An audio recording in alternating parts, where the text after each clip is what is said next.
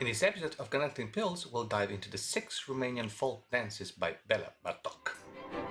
Hi, I'm Gianmaria Griglio, I'm a conductor and composer, and welcome to this new episode of Conducting Pills, a series where we look into a classical piece or a part of it and outline its structure and phrasing, orchestration, and harmony, with the bonus technical tips for conductors.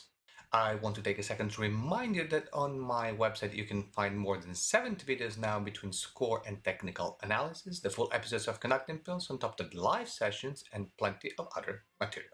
And now, let's begin. The Romanian Folk Dances is a set of 6 dances originally written for piano in 1915. Bartók himself made the version for small orchestra a couple of years later, while some of his friends wrote adaptations and transcriptions for different ensembles. For example, Arthur Willner for string orchestra only and Zoltán Székely for violin and piano. The music comes from original melodies and tunes from Transylvania, which Bartók heard and recorded himself played on fiddle or shepherd's flute.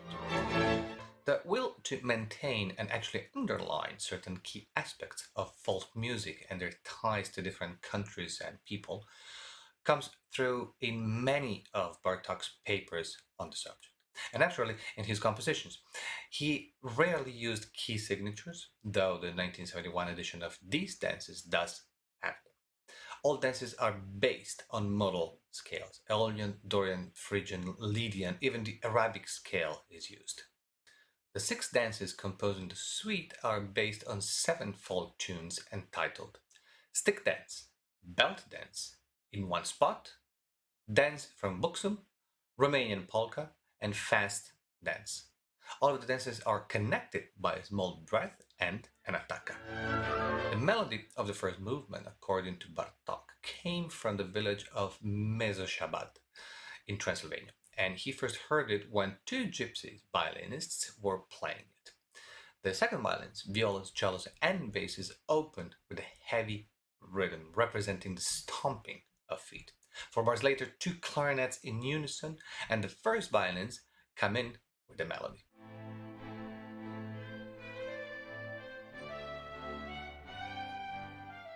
The structure is very simple. The first phrase is repeated almost identical, and notice the bass line on bar 16, and then a second phrase answers, also repeated.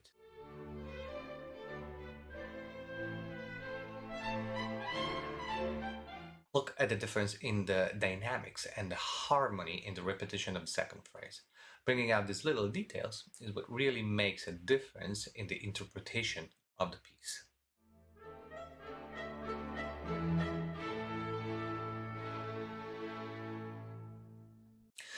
The second movement is a typical dance from Romania called brawl, from which traditionally a sash or waistband was used.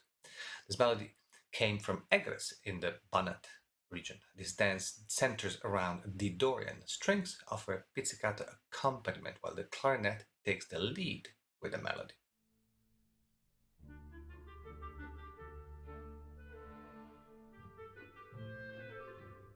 The structure is again very simple: A, A1.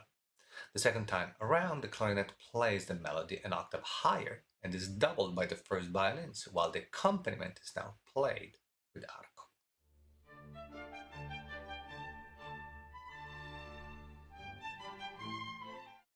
The main characteristic of these dances is their freedom. This one, for instance, needs some push and pull to come alive. When you do study this one by yourself, try to sing it in different ways. It will help you in bringing out the inner nuances of the musical line. The third dance comes also from Egres. The atmosphere is very static, reflecting the title. Violins and violas set the stage, sustained in the harmony by the clarinets, with repeating open fifths chords in B.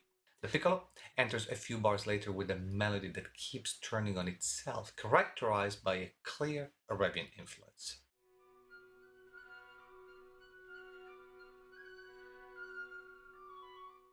After a repeat, the second phrase is exposed while the atmosphere remains the same. And notice the accent in the clarinets and the strings.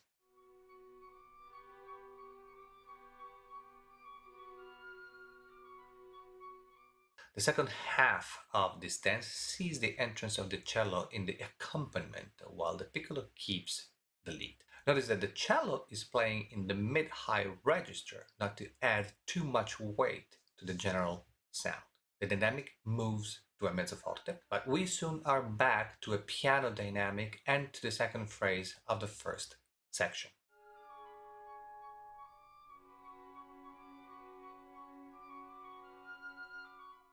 With a circular motion, we return to the beginning where the piccolo plays part of the first phrase and leaves everything suspended.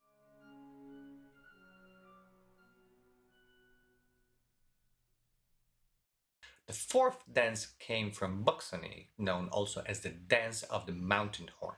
Centered on a Phrygian A, it starts once again with the accompaniment by the violins, violas, and cellos. The melody comes in played by a solo violin with a pizzicato of the double basses underneath.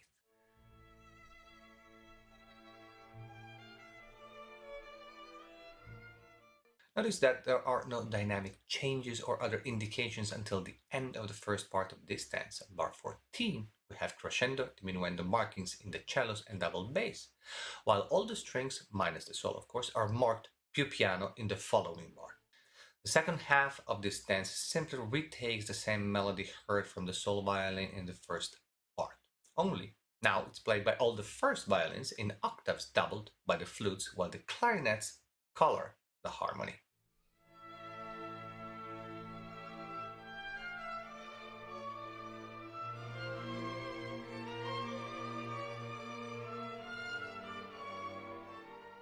The fifth dance is an old Romanian dance similar to the polka and comes from Belenes, near the border between Hungary and Romania.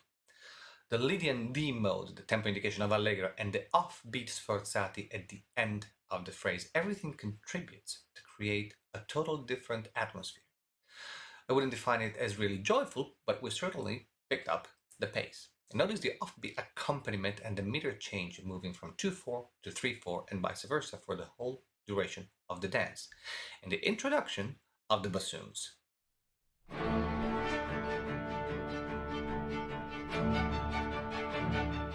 The structure is once again A1. The second time around, the melody is picked up by the lower strings and the bassoons, while the rest of the orchestra plays the accompaniment.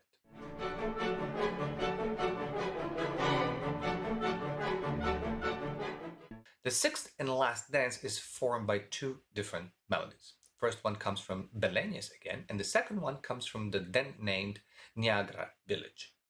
Notably, the horns are introduced here. The mode is Lydian and Mixolydian on an A center.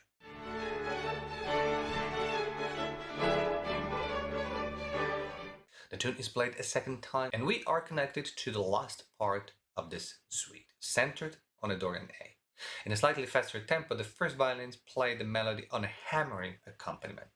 The structure of this phrase is mathematical, 4 bars in a 2+2 structure. Each 2 bars section is connected by a flourishing scale in quintuplet of the flutes.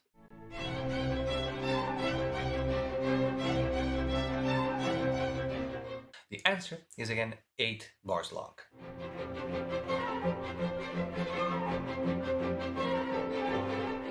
And the first phrase is repeated. This time the flutes double the violins.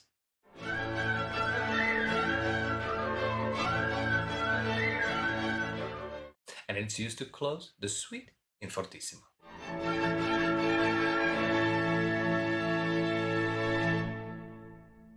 While the first 4 dances need certain musical freedom in their approach, the last 2 are typical fast-paced folk tunes with all the offbeat accompaniment that normally comes with them. Technically, you need much smaller movements here, generally from your wrist. And try to emphasize the accents and the sforzata markings, which really do add a different nuance to the piece. Thank you for watching. Don't forget to subscribe to my YouTube channel by clicking on the subscribe button right below the video and ring the bell so you will get notified every time a new video comes out. For more in-depth analysis, conducting technique, and conducting exercises, look on my website and follow my Facebook group. All the links are in the description. Let me know in the comments what you think about this piece and if you have any suggestions for future videos, and I look forward to seeing you next week with a new episode of Conducting Pills when we will go through the prelude to Forêts, Péléas et Mélisande. In the meanwhile, please continue to enjoy music. Be well. Ciao! why is it that is it so often present in competitions and auditions? Well, one very simple reason: it's trickier than it seems in at least some of the dances. The fact is that in a piece like this, you have to show